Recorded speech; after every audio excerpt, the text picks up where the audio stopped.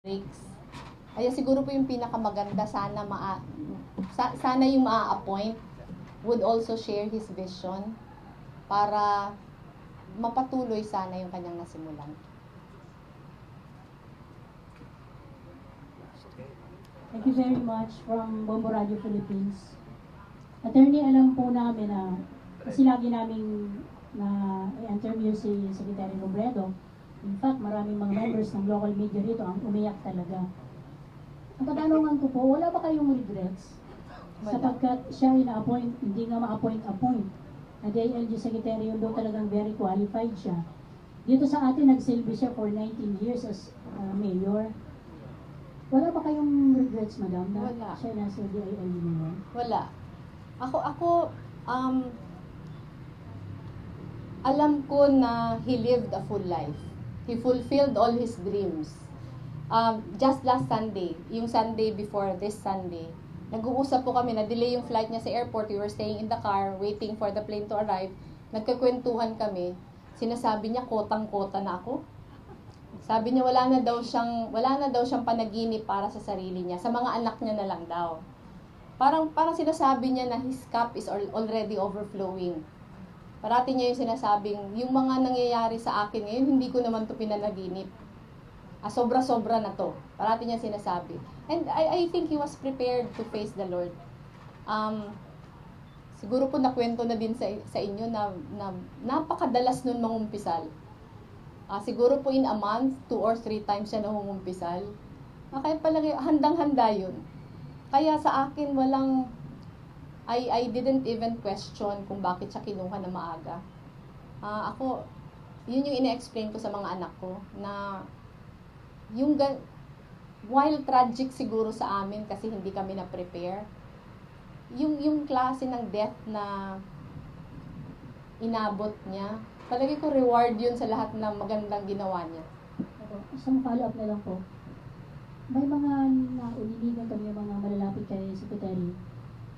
Sabi ni Secretary daw, mag-retire na siya sa politics after... Parati niya naman yung sinasabi. Actually, parati niya yung sinasabi.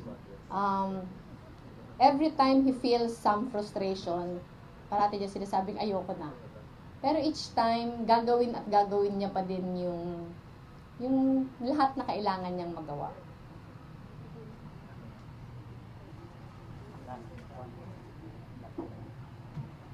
Ma'am Nelia po, is Ma'am.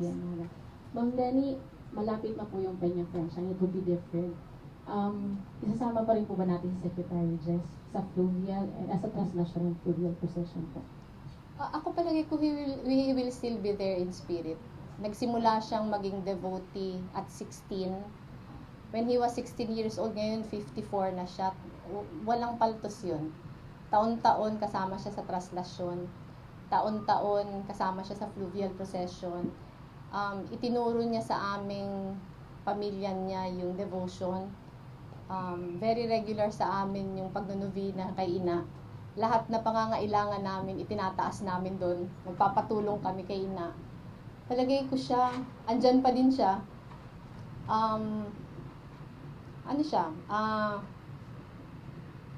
Siguro malungkot yung fiesta na wala siya kasi parang naging permanent fixture siya ng lahat na processions for the Peña Francia. Pero sinasabi ko nga sa mga anak ko, mas mabuti nga ngayon, sabi ko kay Jillian, huwag ka na malungkot kasi dati weekend lang andyan si Papa. Ngayon araw-araw na. Palagi ko andyan lang siya. Message to the Naga, ma'am, and sa lahat po ng pumupuri at nagmamahal po sa inyong asawa. Kami po, lubos ang aming pasasalamat sa lahat na nagpaabot ng pakikiramay. Malaking bagay po sa pagharap namin ng kalungkutan, yung pagmamahal na pinakita ng lahat. Hindi po namin inaasahan na ganito. Alam namin na yung mga taga-Naga mahal siya, pero hindi po namin alam na napakarami na pala mga buhay yung kanyang na-touch. Ang dami pong pumupunta ngayon, mga galing Mindanao, galing Nueva Vizcaya, galing Visayas, galing Northern Luzon. Kahapon po pumunta yung mga governor sa bahay, nag-iiyakan, mga malalaking mama, nag-iiyakan. Hindi ko po alam kung anong ginawa ng asawa ko para ganun yung reaksyon nila sa kanyang pagkamatay. Hindi niya naman kasi nakikwento sa akin. Pero parang ang sarap pong consolation na lahat na lalapit sa akin nagsasabi, yung asawa mo ganito yung ginawa para sa akin.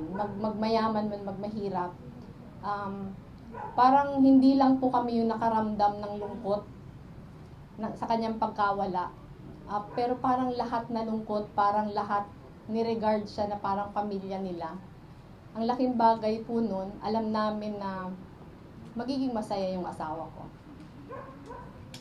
Thank you very much. Thank you. Last may announcement ng sino yun. May gusto lang po sana kami ipakiusap. Gusto po namin ipa-announce na marami na po tayong flowers. Yung nagbabalak sanang magbigay pa ng flowers. Gusto sana namin na in lieu of flowers, donations na lang dun sa 2 favorite charities ng asawa ko. Yung isa po yung Physicians for Peace Philippines Incorporated. Iaano po namin, bibigay siguro namin yung contact details. Saka po yung Missionaries of the Poor and Project Jose. Kami na bahala. Ibibigay na lang po later on yung contact details. Pero siguro po tulungan lang kaming ipasabi na in lieu of flowers, mas ma-appreciate yung donations to these charities. Thank you very much po. Thank you.